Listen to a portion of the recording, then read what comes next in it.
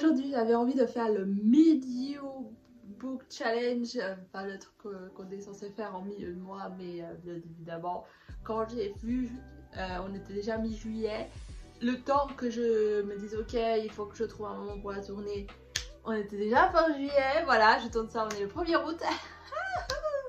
Du coup un mois plus tard, mon bilan de mi-année, voilà.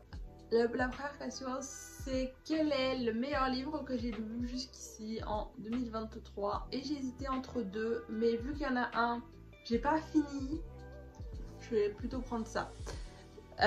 Donc La Carte des Confins, tome 1, l'amour de ma vie, vraiment j'ai un très grand coup de cœur.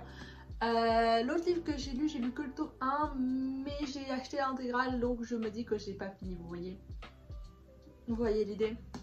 Là, je vous le conseille, mais voilà, il faut juste s'attendre à vraiment, il y a presque que de la romance, il y a un petit peu d'aventure, mais c'est très secondaire. Vraiment, la romance est au plan principal. C'est vrai que la plupart des gens qui ont été déçus, c'est parce qu'ils s'attendaient à un livre d'aventure de pirates, pas forcément une romance. Moi, je m'attendais à rien et j'ai adoré. La meilleure saga que j'ai lue pour l'instant, et je dirais, enfin en 2023 seulement, je dirais que c'est Isabella Bird. Pour l'instant, j'ai lu que 4 tomes, mais j'adore. J'ai déjà croché sur le petit traducteur, interprète, je sais plus, voilà. Voilà, j'adore les aventures de cette femme. C'est génial. Les dessins sont magnifiques. Vraiment, j'adore. Une sortie qui est sortie mais que je n'ai pas, que j'ai envie de lire mais qui n'a pas encore, mais que je n'ai pas encore acheté, vous voyez l'idée. Enfin comme ça je vois pas. Il n'y en a pas une qui me vient direct comme ça, genre en mode genre oh je voulais trop et je l'ai pas acheté. Mais ah oui, Cœur de sorcière. Cœur de sorcière, je l'ai pas encore acheté. J'ai cherché mais du coup j'ai trouvé. Cœur de sorcière, je l'ai pas encore acheté et je veux trop le lire. Mais je vais attendre mon anniversaire, je mettrai en wish. Enfin, genre en mode genre achetez-moi un Cœur de sorcière.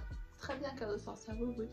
La sortie que j'attends le plus, c'est difficile. C'est difficile de dire, j'avoue que je suis pas mal hypée par Le Rochetan parce que il passe H24 dans mes...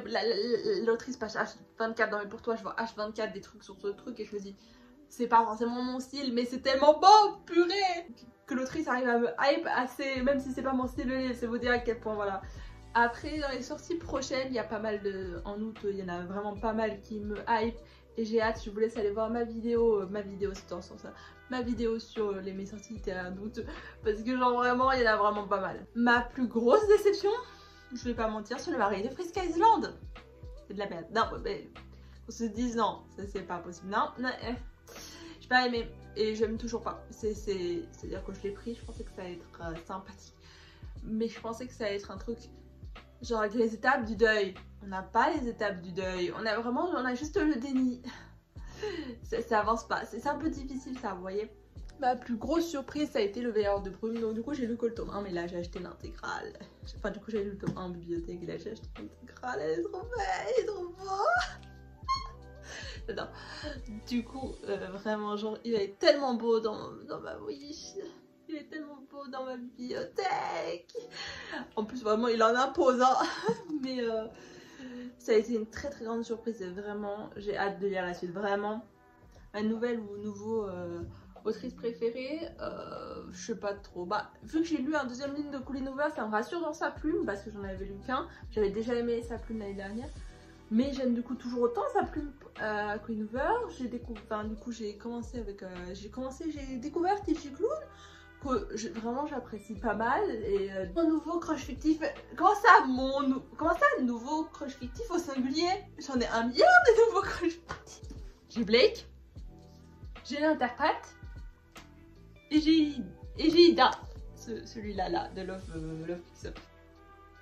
Mon nouveau personnage favori, bah, du coup c'est Kali, voilà. Je suis hyper originale, j'ai l'impression de ressortir ce livre H24. Mais il faut dire, j'ai pas eu de genre... Enfin, j'ai essayé de réfléchir un petit peu, mais j'ai pas eu de trucs genre de... des personnages qui m'ont hyper marqué ou autre. Et Kali, j'avoue qu'elle a un caractère qui m'a marqué énormément. Et je me dire, un livre qui m'a fait pleurer, j'ai l'impression de ressortir les mêmes livres, mais... Du coup, le tome 1 m'a fait pleurer, du coup j'ai hâte de voir la suite, du coup, parce que j'imagine que la suite va me faire pleurer aussi. Mais je suis trop hâte. Voilà, je le redis au cas où, mais du coup il m'a fait pleurer. Et juste y repenser, ça me fait pleurer, ça m'émeut, ça m'émeut, ça c'est vous dire. Un livre qui m'a rendue heureuse, je dirais très clairement la saga BL Métamorphose. Alors là, ça a été une dose de feel good dont j'avais énormément besoin. Donc vraiment, c'est trop cool. Alors oui, j'en ai pas parlé dans mon ancienne update lecture, mais en fait, entre l'update lecture et aujourd'hui, j'ai lu BL Métamorphose, des 5 premiers tomes, et c'est génial, mais je les ai déjà rendus à la bibliothèque. Mais vraiment, ça m'a rendue tellement heureuse, tellement bien, j'étais tellement dans un bon mood après, j'étais trop contente.